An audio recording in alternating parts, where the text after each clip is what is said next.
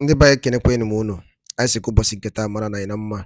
Anyị sị ka nkonye chili ya zelu dịka o si dị ya bụ Easter News 24 ka anyị si wee na-ewetara ya bụ ozi unu nje gị n'ugbu a n'iru akwụkwọ gbasịta maka ebe ife na-eme n'obodo nọ n'ime ya and mkpụrụ onwe a na-azụ n'ala Igbo.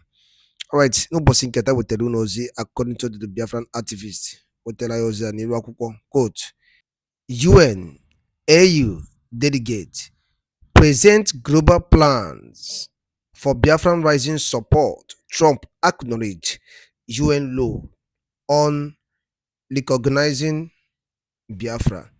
Alright, Yabi Feka Jimakia, Webia. This is according to one of the Biafran activists, I will Finland-based activist. So the Kia Yabi Fe, Gesi Yabi Fe drop right feature or Dinkege, Bastamaka Yabi Fenda Nina one night okay. Kowani Wakukwa, no boss will get. Alright, over to you. The United Nations depends upon the independent strength of its members to overcome the perils of the present and to achieve the promise of the future. We must begin with the wisdom of the past. Our success depends on a coalition of strong and independent nations that embrace their sovereignty to promote security, prosperity, and peace for themselves and for the world. We do not expect diverse countries to share the same cultures, traditions, or even systems of government, but we do expect all nations to uphold these two core sovereign duties: to respect the interests of their own people and the rights of every other sovereign nation.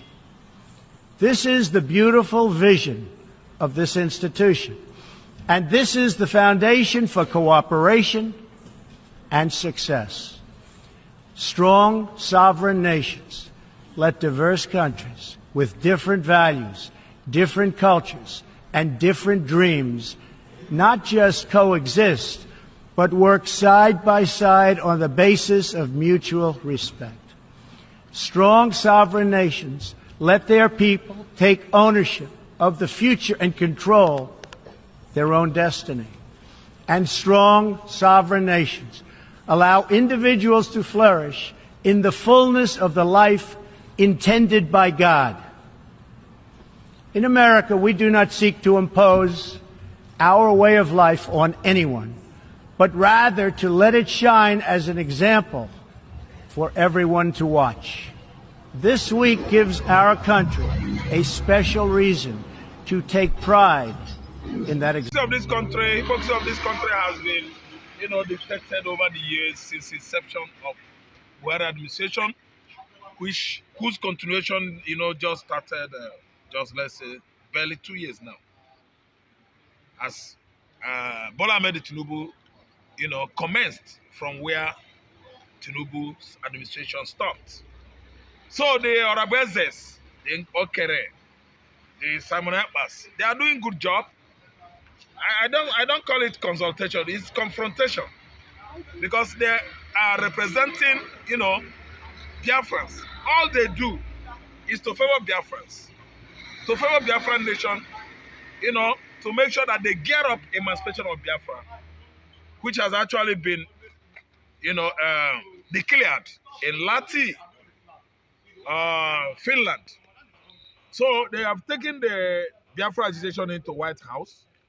From White House to the congressman, the Perry of Scott a man Perry, you called, is a lobbyist too, for the kind of Biafran lobbyist. And you see that they are coming. I tell you that United States of America is coming. And then again, I want to tell you that ICC is on it. Nigeria refused to honor invitation by ICC, and they are going to brace up that kind of altercation or confrontation between UNO, all the umbrellas under UNO, and Nigeria. I think there should be a face-off between Nigeria and this United Nations platform very soon. Because over the years we witnessed on social media, if not that social media is in place, I wonder what would have been Igbo land, become of Igbo land now. They would, be denying all the atrocities, all the animosities committed by Buhari himself. And the continuation of Buhari's, animosity Tinubu administration started from there. And we are seeing the same animosities, hostilities against Igbo man in the recent time. Just barely 2 years of Tinubu's administration, we've known how many Biafrans that were, shot to death, unarmed youths in the southeastern Nigeria. Tinubu has started from where Buhari stopped. The issue that Nigeria has today. Wasting of blood, wasting of money, destruction of Nigeria economy is bordering on the fact that it's only Yoruba and the Fulani that are at the head of government of this country. And they've never been able to brace it up that Yoruba man is responsible for destruction of Nigeria. That Fulani man is it. For something years, no development in the north, no development in the north. The Hausa youth, the Fulani youth, they are all Okada riders all over the country. And the highest achievement any one of these youths from the north could attain is rearing of animals in the bush. And that's why we've gotten ourselves in this mess. So what I'm trying to say is Biafra being subject or major team in the House of Congress, the credibility should be given to Nnamdi Kanu, who actually worked with the GOP in 2019 to make sure that Trump come for the second time. But that hope was dashed when the Chinese, WHO come up with that virus they injected into the atmosphere in 2019. That's COVID-19. And because of the way America was devastated by COVID-19 pandemic, Donald Trump could not make it second time. And today we've seen how Democrats has messed the economy of the USA. The technology, the military might we know of America was down for 4 years. And today we've seen our man, Mr. Trumpet, back. And this time around, what he promised Biafra, I'm telling you that he's coming to fulfill it. And it's in place already because actually Donald Trump is going to fulfill his promise to Biafra. We must actually get there because White House is interested in what is going on in Igbo land. Not only White House, I can see House of Kremlin, at least giraffe in two, from Russia to Biafra land. That is Putin. Until the ego is let off the cage, I think we must actually get there. Nnamdi Kanu must be free. Yes, like what your response to the issue of what is happening in Biafran land. Just few days ago, there was massive report of crisis reading by a form of religion that's tied to tradition, and of course, what the governor is trying to do there, sanitization, as some people will call it. What is actually your intake on Anambra situation under Soludo now? Soludo is just coming out with many security outfits, Aguna Chamber and Udogachi. Aguna Chamber. From that, we see how his planning masters, tutored him to eliminate Anambra youths, eliminate traditional worshippers, eliminate all the Dibias, native doctors in Igbo land, are now enemy of Charles Soludo. His native doctors are those native doctors the cause of infrastructural dilapidation in Anambra State.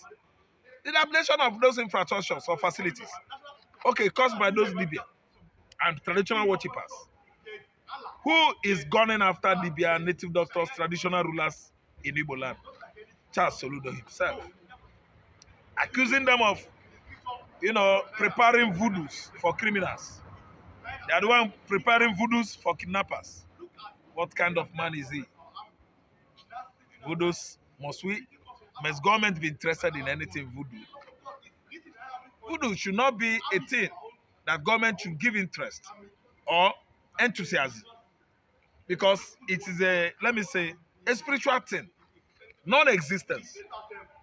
It's amounted to nothing.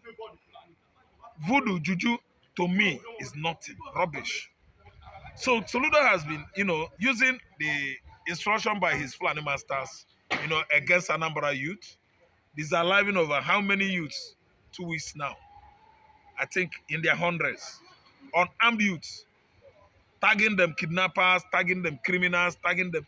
See, let me tell you, IPOB is not a criminal group. They keep on tagging IPOB terrorists. They keep on tagging IPOB kidnappers. There are hoodlums, miscreants in every region of Nigeria. It's not when kidnappers or abductors, are on loose, you will start accusing IPOB. What do you mean by IPOB? Every Igbo man is IPOB. I wonder the kind of stupidity people have just found themselves in. Very serious idiocy. Any Igbo man, meaning indigenous people, Igbo man, Indigenous, yes. indigenous people of Biafra. That is every Igbo man.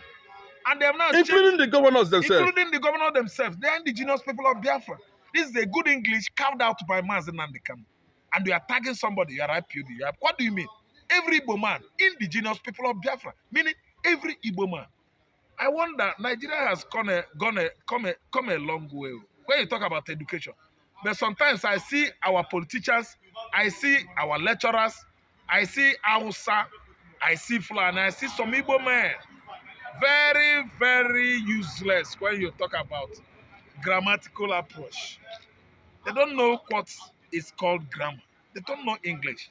Because those people you are tagging indigenous people of Biafra, you yourself, you are too.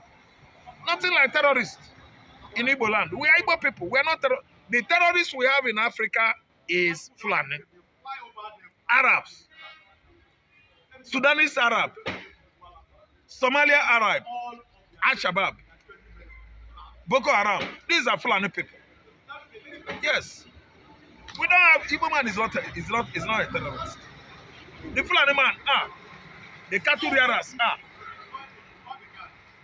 I'm telling you that we are waiting until Nandekano comes. Yeah, yes, finally. If Kanu comes out, ESN will become operation, will become active. ESN, and they will stop Fulani invasion by all means. A northern coalition of or group, whatever they call themselves, have said that anybody that is seeking for Nnamdi Kano's release, targeting Obi, is a terrorist. And people are asking, where is the genesis? How did Boko Haram terrorism, where did it actually start? You are calling Mazen Nnamdi Kanu a terrorist. Anyway, I know that these are aggrieved children of Cain. The origin of terrorism is from Middle East. Hachachin is a word used for assassin. Hachachin is in Turkey. The first Hachachin, a king was assassinated in history. The first assassination ever is from Middle East. Fulanis migrated from Middle East. They are Arab.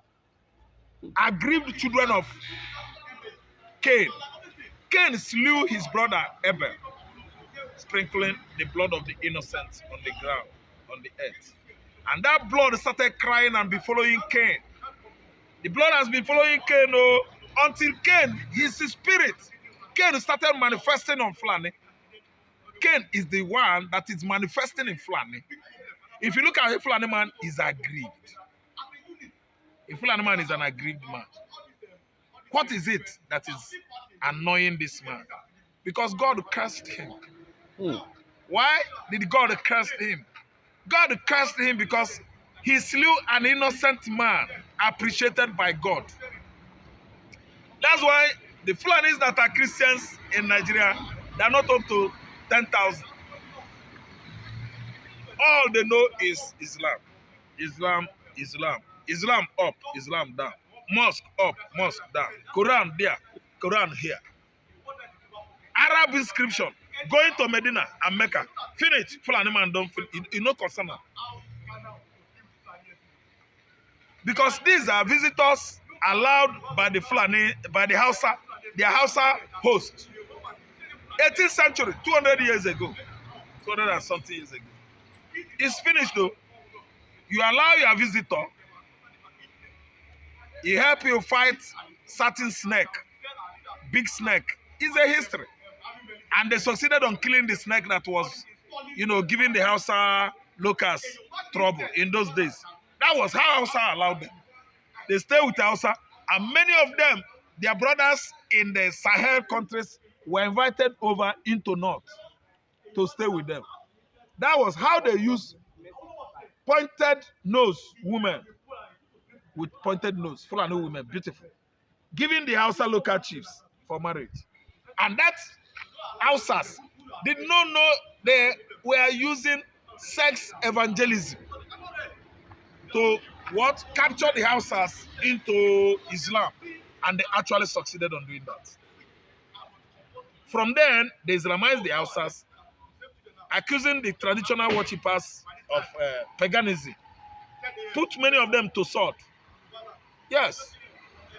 From there, Osman Dafoe struck again, forcing every Dick and alley, all the Hausa Negro into Islam.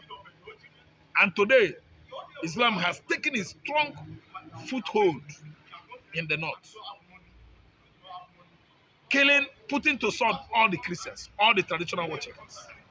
These are sanguinary, bloodthirsty race in Africa. That's why Ghana said, we don't want you. They are wanderers. They don't have a permanent place. Wolof in Senegal, Wolof in Gambia, they are wanderers. They rear animals from place to place. These are Fulanis. They don't have a permanent place. Fulanis, some that dwell in the township, they visited. The one that dwell in the bush, they wander from place to place, grazing on people's land. As far as Angola, Angola to Congo, Bororo in Congo, Angola said, we don't want you. Fulani is not in Angola. Angola said, anything noise, early in the morning, evening, Allah, no, we don't want it. That's why they churn Fulani, they churn Islam in Angola, and Angola has become the biggest African economy today. Okay, thank you for those. One more question before we go. Are you surprised? I know you are going to have a deep reservation to that, but it happened yesterday in the British government system where a judge declared asylum for all IPOB members all over the world. What is the British trying to do by saying that IPOB members are welcomed anywhere in the world? They are inciting, Britain is very, very sly and subtle. What I mean by slyness and subtlety is deception. They are very, very deceptive. We are not going to Britain to take asylum. No. Igbo man is not running away from Igbo land. We are not in a war situation. No. Britain is escalating war in Igbo land by themselves. This is what Mama Charlie envisaged for Igbo man. Mama Charlie is Queen Elizabeth. And Charlie has come. Giving us asylum for what? Who is running away from this contraption? Maybe any IPOB member anywhere in the world. Oga, Igbo land is for Igbo man. Igbo man is a sojourner.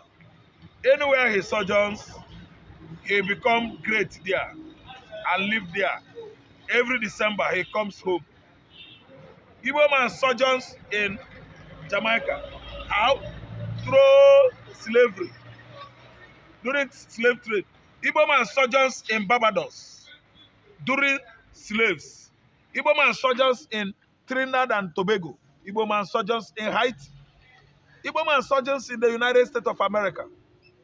We are not going to take asylum in Britain. Britain man katahana apa within the Fulani. Britain na apa nkata oa, vapacha nkata megini ekudofa. They think say we be Mugu. British Mugu. Now Britain be Mugu. We not be Mugu. We are not going anywhere. Hapacha nkata ekudofa.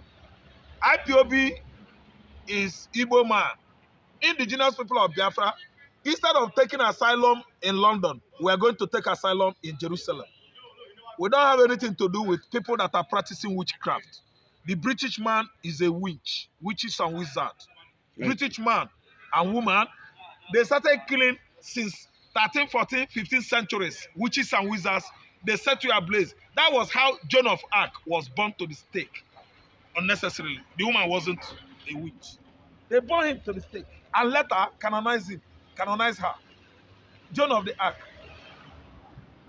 She was later canonized because actually, after thorough investigation, they find out that that woman was innocent. Britain is into witchcraft, and they can never witch hunt Igbo. We are more than Britain.